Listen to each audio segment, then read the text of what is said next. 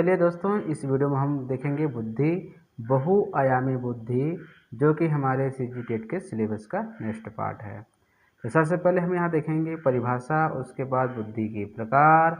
ऐसे बहुत सारे देखने वाले, बहुत मज़ा आने वाला है, क्योंकि यहाँ से साथियों एक क्वेश्चन 100% आना ही है।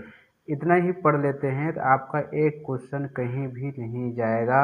हो सकता है आपको यहीं कभी कभी 2 क्वेश्चन भी यहीं से पूछ लेते हैं, और एक क्वेश्चन तो ऐसा है कि हर बार आता है। मैं उसको बताऊंगा कि किस टाइप का आता है। अंत तक बने रहिएगा। यदि अच्छा लगेगा तो लाइक कमेंट शेयर अवश्य करिएगा। इसके पहले यदि आप मेरे वीडियो नहीं देखे हैं तो उस वीडियो को पहले देखें, क्योंकि उसके बाद ही ये वीडियो देखें तो आपको बहुत ही मज़ा आ जाएगा। तो चलिए शुरू करते हैं। मैं हूँ पी के साहू, मेरे यूट्यूब चैनल में आप सभी का स्वागत करता हूँ। तो साथियों, यहाँ पे सबसे हम बुद्धि का परिभाषा देख लेते हैं। बुद्धि क्या होती है? तो वेक्सलर के अनुसार बुद्धि एक समुच्चय या सार्वजनिक क्षमता है जिसके सहारे व्यक्ति उद्देश्यपूर्ण क्रिया करता है, विवेकशील चिंतन करता है तथा वातावरण के साथ प्रभावकारी ढंग से समायोजन करता है। मतलब बुद्धि से आप जो है जितने भी कार्य करते हैं वो उद्देश्यपूर्ण के साथ करते हैं, चिंतनशील के साथ करते हैं, और वातावरण के साथ प्रभाव ढंग से उसका समायोजन भी आप करते हैं। तो ये चीज़ें जो होती है बुद्धि होती है, ये वेक्सलर के अनुसार है। उसके बाद हम देखते हैं नेक्स्ट जो है वैज्ञानिक है रॉबिन्सन तथा रॉबिन्सन। 1965 में इन्होंने कहा, बुद्धि से तात्पर्य संज्ञानात्मक व्यवहारों को संपूर्ण वर्ग से होता है जो व्यक्ति में सूझ द्वारा समस्या समाधान करने की क्षमता, नई परिस्थितियों के साथ समायोजन करने की क्षमता, अमूर्त रूप से सोचने की क्षमता, अनुभवों से लाभ उठाने की क्षमता दिखलाता है। ये बुद्धि होती है। तो ये बुद्धि जो है आप समझ सकते हैं हमारे मेमोरी क्या होती है कि सारी चीज़ें उससे हम जो भी बातें करते हैं, सोचते हैं, समझते हैं, है ना, मूर्त रूप हो चाहे अमूर्त रूप हो, जो भी हो, सारी चीज़ें हम बुद्धि से ही करते हैं। तो वही इस प्रकार से परिभाषा दिया गया है। तो थोड़ा सा हम इस परिभाषाओं के अनुसार जो है बुद्धि की प्रकृति को देख लेते हैं। तो बुद्धि की बहुत सारे से प्रकृति, जिसमें से कुछ बुद्धि के प्रकृति को मैंने यहाँ पे लिखा है, ज़्यादा कुछ नहीं लिखा है क्योंकि एग्ज़ाम बहुत नज़दीक आ गया है, और ज़्यादा इस प्रकार से बनाऊंगा तो इसका इसी का बुद्धि से कम 2 वीडियो बनेगा, और 2 से 3 वीडियो भी बन सकता है। तो बुद्धि कई क्षमताओं का योग होता है। इसमें कई प्रकार की क्षमताएँ होती हैं जिसका पूर्ण योग बुद्धि कहलाता है। देखो, बुद्धि कई क्षमताओं का योग है। इसमें बहुत सारी क्षमताएं होती हैं। इसमें कई प्रकार की क्षमताएं होती हैं जिसका पूर्ण योग क्या होती है? बुद्धि कहलाता है। ये उसकी प्रकृति है।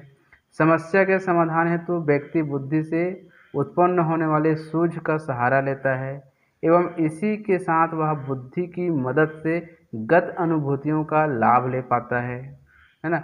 समस्या समाधान करते हैं तो बुद्धि से ही उत्पन्न होती है। जितने भी अनुभव और लाभ लेते हैं वो बुद्धि से ही होती है। अधिक बुद्धि वाले व्यक्ति मुश्किल और जटिल कार्यों को समझकर पूरी सूझबूझ के साथ पूर्ण करते हैं। अधिक बुद्धि वाले व्यक्ति मतलब जो प्रतिभाशाली बुद्धि होती हैं, श्रेष्ठ बुद्धि वाले होते हैं, और जटिल कार्यों को भी समझ लेते हैं और आसानी से सूझबूझ के साथ उसको कार्य कर लेते हैं। बुद्धि के मदद से व्यक्ति वातावरण में अच्छे ढंग से समायोजन और अनुकूलन सीखता है। यदि बुद्धि ही ना हो तो कोई भी व्यक्ति वातावरण से समायोजन नहीं कर पाएगा। जिसके बाद बुद्धि होती है उसको उपयोग करके अपने तर्क से सहसंज्ञानात्मक तरीके से वो समायोजन भी कर लेता है और उसमें अनुकूल हो जाते हैं, उनमें परस्पर संबंध भी बना लेते हैं। ये होते हैं बुद्धि। अतः स्पष्ट है कि बुद्धि के स्वरूप को समझने हेतु एक से अधिक कारकों एवं क्षमताओं की आवश्यकता होती है। सही बात है, बुद्धि को एक ही तरीके से नहीं समझा जा सकता। बुद्धि के स्वरूप को समझना है तो बुद्धि के कार्य को समझना होगा कि बुद्धि क्या कर सकता है और उससे हमको क्या करना है। तो इसके लिए अधिक कारकों एवं क्षमताओं की आवश्यकता होती है। तो आपको पता होगा, इस संदर्भ में थर्स्टन नामक वैज्ञानिक ने बुद्धि के कुल 7 क्षमताएं बताई है। कितनी क्षमताएं बताई है? 7 क्षमताएं। ये प्रश्न जो है पूछे जा चुके हैं, है ना।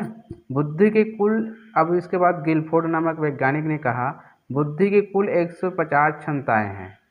थर्स्टन ने क्षमताओं को प्रधान मानसिक क्षमताएं कहा है। मतलब ये जो कुल 7 क्षमताएं हैं उन्होंने किसने थर्स्टन ने उसे क्या कहा है, प्रधान मानसिक क्षमताएं कहा है।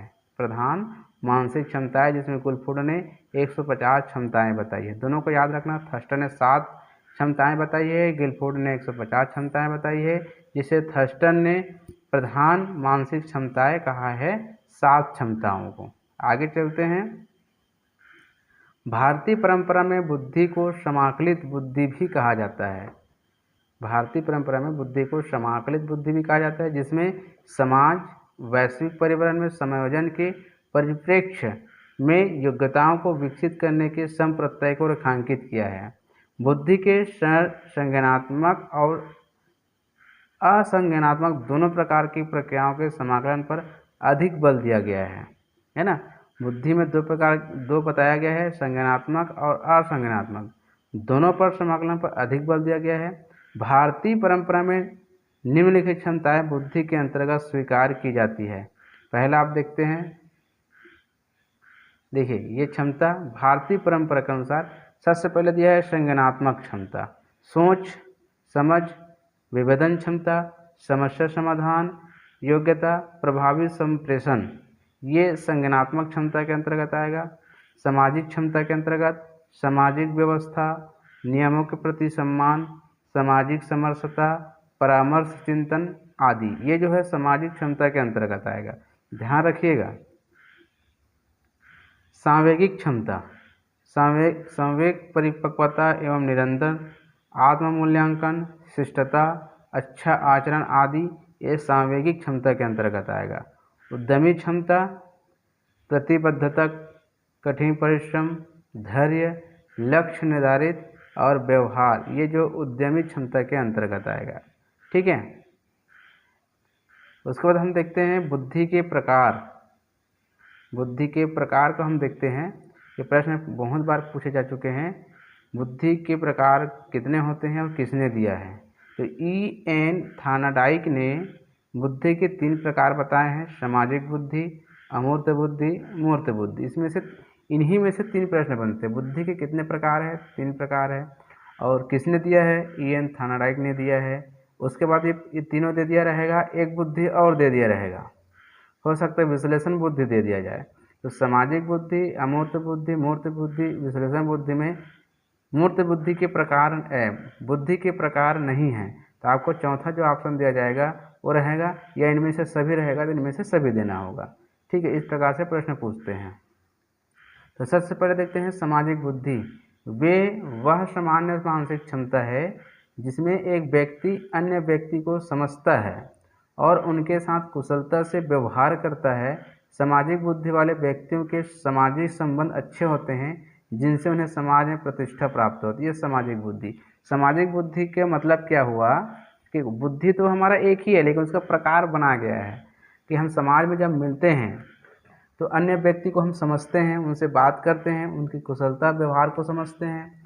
तो सामाजिक व्यक्ति, जो बुद्धि वाले जो व्यक्ति होते हैं, वो एक दूसरे से संबंध अच्छे रहते हैं उनके, और उनका समाज में जो है प्रतिष्ठा बनी होती है। अब मूर्त बुद्धि को समझते हैं। मूर्त मतलब क्या होता है? जो दिख सके, देख सकें, पकड़ सकें, है ना, आंखों से हमको स्पष्ट दिखाई दे।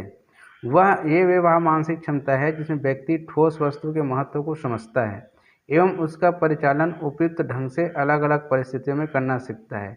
इस तरह बुद्धि का प्रयोग व्यापार एवं व्यवसाय में किया जाता है। अब कपड़ा व्यापार हो गया, मूर्त वाला हो गया ना, कपड़े के व्यापार हो गया, किराना सामान का व्यापार, मतलब बहुत सारे ऐसे व्यापार है जो मूर्त रूप से ठोस वस्तु के महत्व को समझता है। अब समझ लीजिए, मान लीजिए हम टाइल्स के एक व्यापारी है, तो वो उसके महत्व को समझता है, वो आपको बता सकता है अच्छा ढंग से, ये इस प्रकार से कहा है, ये फलाना इस प्रकार से बनता है, इसकी क्वालिटी ऐसी है। तो वो मूर्त मतलब मूर्त बुद्धि हो गया, वो बहुत ही अच्छे ढंग से बता पाएंगे आपको। ऐसा ईंट वाला हो गया, कपड़े वाले हो गए। अब अमूर्त बुद्धि को हम देखते हैं। यह वह मानसिक क्षमता है जिसमें व्यक्ति गणितीय एवं शाब्दिक संकेतों एवं चिन्हों के संबंधों को समझ पाता है और उसकी उचित व्याख्या कर पाता है। अधिक अमूर्त बुद्धि वाले व्यक्ति सफल कलाकार, चित्रकार और गणितज्ञ आदि होते हैं। मतलब जितने भी कलाकार होते हैं, जैसे चित्रकार हो गया, वो अमूर्त होते हैं, किसी भी चित्र को देखते हैं और बना लेते हैं, है ना। गणितज्ञ, अब कोई भी सवाल दो गणित को सॉल्व कर लेते हैं। कलाकार, एक्टिंग करना आता है ना। ये सब अमूर्त बुद्धि के प्रकार मतलब लक्षण हैं, इस प्रकार से उसमें काम करते हैं। तो अमूर्त बुद्धि है ना, आप समझ गए होंगे, मूर्त बुद्धि भी समझ गए होंगे, सामाजिक बुद्धि भी समझ गए होंगे। अब आता है बुद्धि के सिद्धांत। बुद्धि की सिद्धांत, इस श्रेणी में दो प्रकार के मनोवैज्ञानिक समूह हैं। ये बुद्धि के सिद्धांत के दो, पहला है पिंडक, जिनके अनुसार बुद्धि की एक सामान्य और संगठित क्षमता से समस्या का समाधान किया जाता है। मतलब पिंडक ये कहता है कि जिनके अनुसार बुद्धि की एक सामान्य एवं संगठित क्षमता से समस्या का समाधान किया जाता है, वह बुद्धि का सिद्धांत है। विभाजक क्या बोलता है, जिनके अनुसार बुद्धि वह योग है जिसमें स्वतंत्र रूप से क्रियाशील होने वाले बहुत सारी पृथक पृथक मानसिक क्षमताएं सम्मिलित होती। मतलब बुद्धि के दो प्रकार के समूह में बांटा गया है मनोवैज्ञानिक, एक पिंडक के रूप में, एक विभाजक के रूप में, है ना। तो इस प्रकार से ये समूह हैं जिसमें बुद्धि का मतलब लक्षण बताया गया है थोड़ा सा, कि किस प्रकार से बुद्धि होती है ना। तो आगे हम देखते हैं मनोवैज्ञानिक द्वारा प्रतिपादित दो समूह के सिद्धांत। दोनों समूह आपके पिंडक को विभाजक दिए हैं। तो पहला है स्पेयरमैन का द्विकारक सिद्धांत, इसको भी डायरेक्ट प्रश्न पूछा जा चुका है कि द्विकारक सिद्धांत को किसने दिया है, या स्पेयरमैन ने कौन सा सिद्धांत दिया है जो द्विकारक सिद्धांत। गिलफोर्ड का बहुकारक सिद्धांत, इसको भी डायरेक्ट पूछा गया है। कैटल का सिद्धांत, इसको भी पूछा जा चुका है। गार्डनर का बहुबुद्धि का सिद्धांत या बहुबुद्धि कारक का सिद्धांत, यहाँ कारक भी लिख सकते हो, बहुबुद्धि कारक का सिद्धांत, ठीक है। तो ये चार ऐसे सिद्धांत हैं जिसके बारे में 100% एक बार हर सीजीटेट में कुछ न कुछ इसके बारे में पूछा गया है। तो सबसे पहले हम देखते हैं स्पेयरमैन का द्विकारक सिद्धांत के बारे में। स्पेयरमैन 1904 में सिद्धांत को प्रतिपादित किया है। बुद्धि की संरचना को दो कारक ज्ञात किए हैं। द्विकारक मतलब दो कारक, एक तो सामान्य कारक, एक विशिष्ट कारक। तो स्पेयरमैन का यह मानना था कि हर व्यक्ति में मानसिक कार्य करने की सामान्य क्षमता भिन्न मात्रा में पाई जाती है, जिन्हें कारक कहते हैं। देखिए स्पेयरमैन में का यह मानना था सबके में मानसिक कार्य करने की सामान्य क्षमता भिन्न पाई जाती है, जिन्हें कारक कहा जाता है। तो इन्होंने उसको नाम दिया है, देखिए मानसिक ऊर्जा मतलब सामान्य ऊर्जा को या सामान्य क्षमता को जी कारक दिया गया है, और विशिष्ट कारक को एस कारक कहा गया है ना। याद रखिएगा, जी कारक क्या है, मानसिक ऊर्जा जिसे सामान्य क्षमता कहा गया है। एक होता है विशिष्ट कारक जिसे एस के नाम से जाना जाता है। स्पेयरमैन के इस सिद्धांत से यह स्पष्ट होता है कि बौद्धिक कार्य जी तथा एस कारक दोनों ही सम्मिलित होते हैं। मतलब बौद्धिक कार्य में जी मतलब सामान्य क्षमता और विशिष्ट कारक सामान्य कारक और विशिष्ट कारक दोनों सम्मिलित होते हैं, वो बौद्धिक कार्य में होते हैं, ठीक है। जिसमें याद रखिएगा, जिसमें जी है जो सामान्य कारक है उसका महत्व अधिक होता है। गिलफोर्ड का बहुबुद्धि कारक, गिलफोर्ड का बुद्धि कारक सिद्धांत मतलब बहुबुद्धि कारक सिद्धांत, ठीक। यहाँ पे हमने स्पेयरमैन का देखे, गिलफोर्ड का देखे, यहाँ पे मैंने गलत लिख दिया है, यहाँ पे रहेगा बहुकारक सिद्धांत, सॉरी, यहाँ पे रहेगा गिलफोर्ड का बहुकारक सिद्धांत, बहुकारक सिद्धांत, गिलफोर्ड का बहुकारक सिद्धांत। इसको इस प्रकार से पढ़िएगा, मैंने बहुबुद्धि लिख दिया है, बहुकारक सिद्धांत। तो गिलफोर्ड के अनुसार बुद्धि के सभी तत्वों को तीन विमाओं में विभाजित किया गया है। अब ये सभी तत्वों को मतलब एक तो संक्रिया हो गया, एक विषय हो गया, एक उत्पादन हो गया, है ना। सभी जितने भी तत्व इनके पास उसको तीन भागों में बांटा गया है, संक्रिया, विषय वस्तु और उत्पादन में। तो चलिए आगे देखते हैं इसके बारे में। संक्रिया किसे बोलेंगे?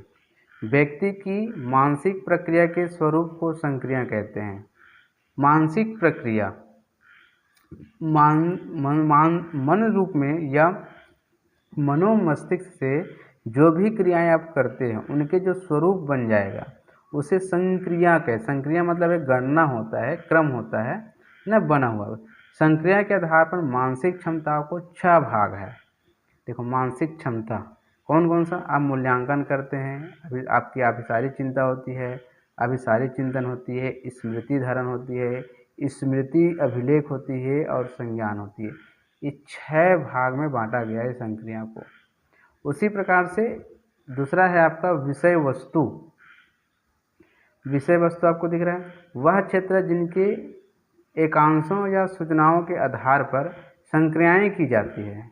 एकांशों और सूचनाओं के आधार पर संक्रियाएं की जाती है। इसके 5 भाग है, दृष्टि, श्रवण, सांकेतिक, शाब्दिक और व्यवहारपरक। अब यहाँ पे दृष्टि से आप जानते हैं, हम देख के हम सूचनाएं एकत्र करते हैं।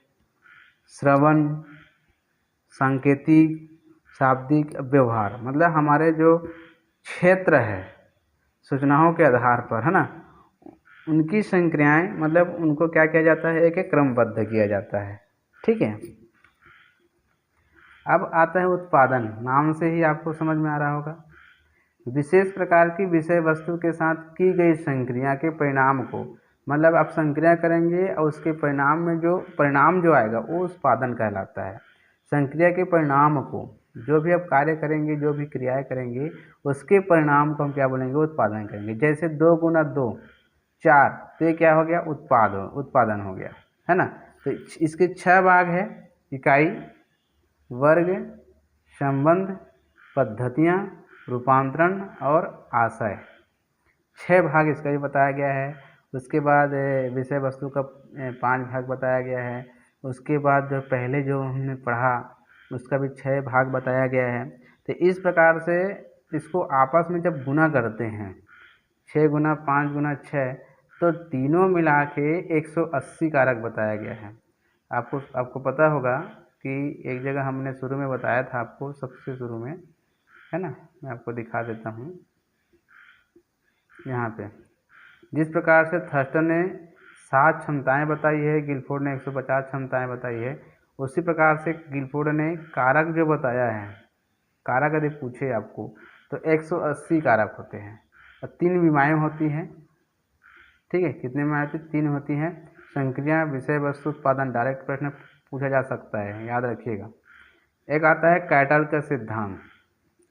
बुद्धि के सिद्धांत के प्रतिपादन कैटल ने 1963 से 1983 में आसपास में किया था, जिसमें उन्होंने 2 महत्वपूर्ण तत्व बताए, एक तरल बुद्धि, एक ठोस बुद्धि। 2 बुद्धि बताया है, तरल बुद्धि और ठोस बुद्धि, याद रखिएगा। कैटल ने तरल बुद्धि को स्पेयरमैन के जी कारक मतलब सामान्य क्षमता या सामान्य कारक के समान माना है, एवं यह भी स्पष्ट किया है कि तरल बुद्धि वंशानुगत कारकों से निर्धारित होती है। अब ये तरल बुद्धि जो होती है कहाँ से होती है, वंशानुगत। वंशानुगत मतलब क्या होता है, एक पीढ़ी से दूसरी पीढ़ी में चलना, तो उसको तरल बुद्धि को इस कारक के अंतर्गत माना है। साथ ही इसका संबंध तर्क क्षमता से भी होता है, ऐसा माना है। उसके बाद ठोस बुद्धि देखिए, व्यक्ति की अर्जित तथ्यात्मक ज्ञान पर निर्धारित होती। तथ्यात्मक मतलब सत्य, है ना, जो भी आप देखेंगे वो सत्य ही होगा ना। आपके सामने यदि ठोस रूप में दिखे, जिसको आप छू कर देख सकते हैं, वही तो ठोस बुद्धि होगा। इसमें वे क्षमताएं आती हैं जो व्यक्ति अपने जीवन की अनुभूतियों से तरल बुद्धि का उपयोग करके अर्जित करता है। अब तरल बुद्धि आपको बताया था कि वंशानुगत चलती है ना, इसका संबंध तर्क से चलता है। तो कोई भी ठोस वस्तु आपके पास रहेगी, मान लीजिए यहाँ पे गोला है ना, कोई भी गोलाई वाला पदार्थ है, गोला वाला पदार्थ है, तो आप अपने तरल बुद्धि से क्या करेंगे, उसके बारे में जानेंगे, अर्जित करेंगे। तो तरल बुद्धि को उपयोग करके अर्जित किया जाता है, वो ठोस बुद्धि होता है। ठीक है। कैटल ने बताया कि तरल बुद्धि का अधिकतम विकास किशोरावस्था में होता है और ठोस बुद्धि का विकास वयस्क अवस्था में भी होता रहता है। मतलब किशोरावस्था में दोनों होगा, लेकिन जो ठोस बुद्धि का विकास है वो वयस्क अवस्था तक भी चलता ही रहता है, लेकिन तरल बुद्धि किशोरावस्था में हो जाता है। ये कैटल ने बताया है। चलिए आगे चलते हैं। गार्डनर का बहुबुद्धि का विकास या बहुबुद्धि का सिद्धांत, इसको विकास भी बोला गया है, सिद्धांत भी बोला। गार्डनर का बहुबुद्धि का सिद्धांत वो बहुकारक है ना। जो गिलफोर्ड का है वो बहुकारक का सिद्धांत है। 1989 में इन्होंने दिया। गार्डनर ने अपने सिद्धांत में कुछ महत्वपूर्ण बात बताई कि बुद्धि एकाकी न होकर बहुरेखीय या बहुकारकीय स्वरूप होता है, मतलब बहुकारक मतलब बहुत सारे होते हैं। तथा ये भी बताया कि सामान्य बुद्धि में 7 क्षमताएं होती हैं जो कि एक दूसरे से स्वतंत्र भी होता है, मतलब 7 क्षमताएं हैं लेकिन वो एक दूसरे से स्वतंत्र होते हैं, एक दूसरे से अंतःक्रिया नहीं होता। और मस्तिष्क में हर क्षमता के संचालन का नियम भी अलग होता है, मतलब मस्तिष्क में जितने भी 7 क्षमताएं होती हैं उसका संचालन भी के नियम भी अलग अलग होता है। तो बुद्धि की 7 प्रकार है, जो क्षमताएं हैं वो आपके सामने हैं। भाषाई बुद्धि, वाक्यों या शब्दों की बोध क्षमता, शब्दावली, शब्दों के क्रमों के बीच संबंधों को पहचानने की क्षमता, मतलब यहाँ पे शब्दों और वाक्यों और बोध क्षमता को यदि पहचान लेते हैं तो वो भाषाई बुद्धि हो गई। तार्किक गणितीय बुद्धि, अब यहाँ पे नाम से पता चल रहा है, तर्क करने, गणितीय समस्याओं का समाधान करने, अंकों के क्रमों को, संबंधों को पहचानने तथा सादृश्यता की क्षमता, है ना, मतलब क्या बोलते हैं उसको, संभावना की क्षमता, प्रायिकता बोला जाता है जिसे, है ना। वो सारी चीज़ें आप यदि कर लेते हैं तो तार्किक गणितीय बुद्धि के अंतर्गत आएगा। अब स्थानिक बुद्धि देख लेते हैं। तीसरा नंबर, स्थानिक चित्र को मानचित्र रूप में परिवर्तित करने और स्थानिक कल्पना शक्ति करने की क्षमता। कोई भी स्थानिक चित्र है, मतलब मान लीजिए आप यहाँ से इस प्रकार से आप जा रहे हैं तो उसको मानसिक चित्र में परिवर्तित, मतलब आप बता पाएंगे उसको, एक बार देख लिए तो उसको मानसिक रूप में परिवर्तन करके करने और स्थानिक कल्पना शक्ति की क्षमता को क्या कहते हैं, स्थानिक बुद्धि कहा जाता है। ठीक है। अब आता है शारीरिक बुद्धि। तो दोस्तों यहाँ पे शारीरिक बुद्धि की बात करते हैं। शारीरिक गति पर नियंत्रण रखने की क्षमता एवं सावधानीपूर्वक वस्तुओं को उपयोग करने की क्षमता, ये शारीरिक क्षमता के अंतर्गत आएगा। ठीक, मतलब शारीरिक आपके सारे जो शरीर है उन पर नियंत्रण, आपका नियंत्रण यदि हो गया, है ना, सावधानीपूर्वक आप किसी चीज़ का उपयोग करते हो, मतलब आपके नियंत्रण में है, तो वो शारीरिक गतिक बुद्धि होगी। अब आता है संगीतिक बुद्धि। संगीतिक बुद्धि मतलब संगीत वाला, तारत्व, लय को प्रत्यक्ष करने एवं संगीतिक सामर्थ्य विकसित करने की क्षमता, मतलब जो भी आपके संगीत है उनकी जो लयबद्ध ताल सुर जो भी आप गाते हो उनमें यदि अच्छा ढंग से यदि कर पाने की क्षमता आप में है तो वो संगीतिक बुद्धि होगी। व्यक्तिगत आत्मन बुद्धि। अब क्या है व्यक्तिगत आत्मन बुद्धि? क्या है? भावों एवं संवेगों को मॉनिटर करने एवं सांगीतिक सामर्थ्य विकसित करने की क्षमता। अब भाव बहुत सारे भाव होते हैं, अनेक प्रकार के संवेग भी बहुत 14 प्रकार के संवेग पाए जाते हैं, है ना। तो सभी को मॉनिटर करके सांगीतिक सामर्थ्य विकसित यदि आप कर लेते हो तो व्यक्तिगत आत्मन बुद्धि कहलाएगा। अब आता है व्यक्तिगत अन्य बुद्धि। दूसरे व्यक्ति की इच्छाओं, आवश्यकताओं एवं प्रेरणाओं को समझने की क्षमता, ये व्यक्तिगत बुद्धि होती है ना, अन्य बुद्धि होती है। बहुत ही बेहतर ढंग से समझाया दोस्तों, मेरे ख्याल से आपको अच्छे समझना होगा, पूरा बुद्धि आपको याद रखना होगा।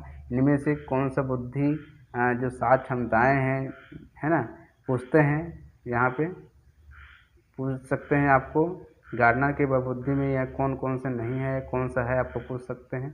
अब आता है बुद्धि का आकलन।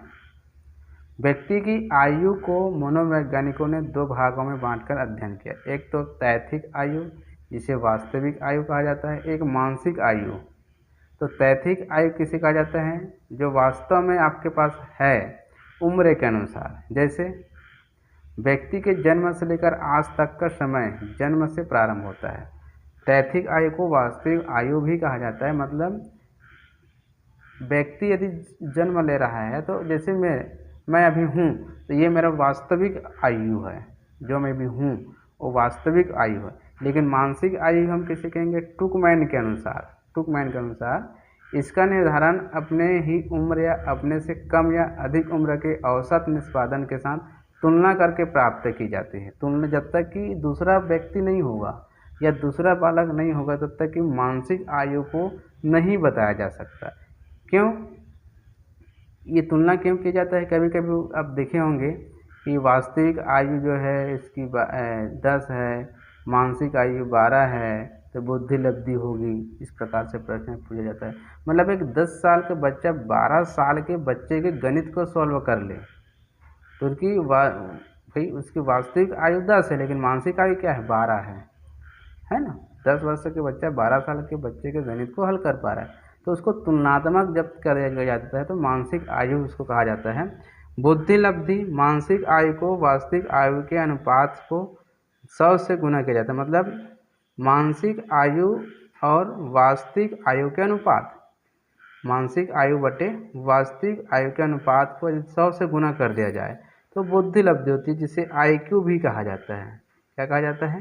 IQ भी कहा जाता है। जैसे यहाँ पे मैंने लिखा है बुद्धि लब्धि बराबर मानसिक आयु बटे वास्तविक आयु गुना 100, MA बटे CA गुनी 100। सामान्य व्यक्ति की बुद्धि लब्धि 100 होती है, ध्यान रखिएगा। यदि आपको पूछे सामान्य व्यक्ति की बुद्धि लब्धि कितनी होती है तो 100 होती है। अब यहाँ पे चीज़ें मैंने लिखा है बुद्धि लब्धि की अवधारणा किसने दिया है? तो स्टर्न ने दिया है। बुद्धि लब्धि की अवधारणा, ना कि बुद्धि लब्धि के सूत्र। मानसिक आयु की अवधारणा किसने दिया है? अल्फ्रेड बिने ने दिया है मानसिक आयु की अवधारणा को। और जो फार्मूला है बुद्धि लब्धि की सूत्र है, यहाँ बुद्धि लब्धि की जो सूत्र अभी जो मैंने बताया कि IQ बराबर MA बटे CA मैंने लिखा था, वास्तविक आयु बटे मानसिक आयु बटे वास्तविक आयु, उसको स्टर्न और अल्फ्रेड बिने दोनों ने दिया है। दोनों ने उसको दिया है बुद्धि लब्धि के सूत्र को। तो इस प्रकार से आपके सामने प्रश्न पूछे जा सकते हैं। अब मैंने बोला था एक चीज़ बहुत ज़्यादा प्रश्न पूछ जाते हैं हर बार, चाहे वो 3 में हो, शिक्षक CGTET 3 में हो या 2 में, ये बुद्धि लब्धि बहुत पूछते हैं। वास्तविक आयु दिया रहेगा और मानसिक आयु दिया रहेगा हम उसको निकालने आपको आना चाहिए, ठीक है। जैसे वास्तविक आयु दे दिया, मान लो जाए आपको दे दिया 12 और है ना, मानसिक आयु दे दिया 12 और वास्तविक आयु दे दिया 10, गुना आप 100 करेंगे तो 10 दहम 100 होगा और इसका आपस में इंटू करोगे तो 120 होगा। तो मतलब जो बुद्धि लब्धि कितना आ जाएगा? 120 आ जाएगा इनका। तो ऐसा आपको निकालना होगा। तो दोस्तों इस पूरे वीडियो में मैंने आपको पूरा जल्दी से जल्दी समझाने का प्रयास किया है। इसमें बहुत सारी चीज़ें हैं जो आपको समझना है ना। बहुत बार प्रश्न पूछे जाते हैं इसके, तो आपको ये बस कहना चाहूँगा यदि अच्छा लगे तो लाइक कमेंट शेयर अवश्य करें। और मेरा बाकी वीडियो देखने के लिए डिस्क्रिप्शन बॉक्स में जाए, वहाँ पर लिंक दे दिया है। और लिंक इसका मैं नेक्स्ट में दोनों का, एक तो मैंने पढ़ाया था वातावरण अनुवंशानुक्रम, अब ये बुद्धि के आयाम, ठीक है। इसको मैं इसके अनुसार जो है मैं नेक्स्ट वीडियो में ऑब्जेक्टिव क्वेश्चन में डालने का प्रयास करूँगा। व्यापम में आए हुए और आने लायक दोनों मिला के एक वीडियो बनाऊँगा जिसमें ऑब्जेक्टिव क्वेश्चन रहेगा। तो आप उसको देखने ना भूलिएगा, प्रैक्टिस हो जाएगा। तो दोस्तों आज के वीडियो में इतना ही। Thank you.